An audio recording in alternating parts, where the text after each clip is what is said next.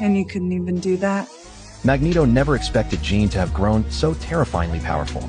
Still reeling from the shock, he felt his helmet beginning to tighten relentlessly around his head.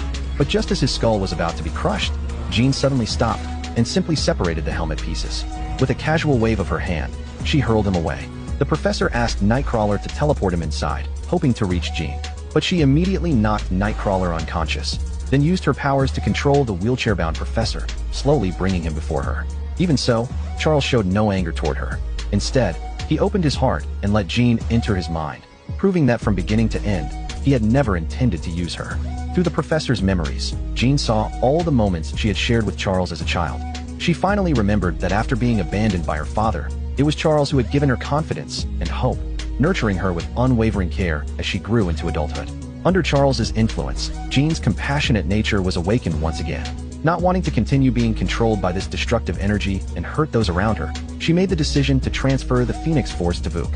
But as the energy gradually moved into the alien's body, Jean's consciousness grew weaker and weaker. Stop it, you're going to kill her. Your lives mean nothing. Your world will be ours.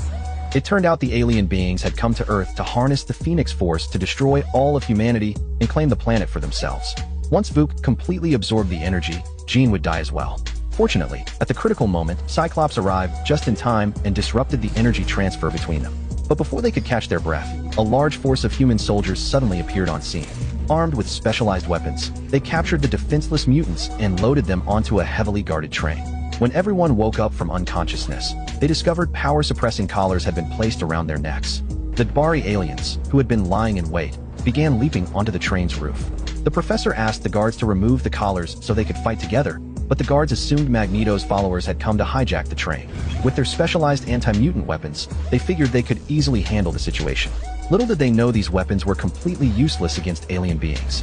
The soldiers were quickly slaughtered, but then one soldier made the right choice and activated the release mechanism for the mutant suppressors.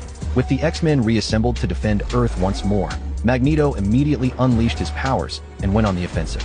Beast charged forward, using his incredible physical prowess to pin down several Bari warriors. Storm activated her lightning powers and took to the air above the train cars, delivering deadly strikes to the aliens on the roof.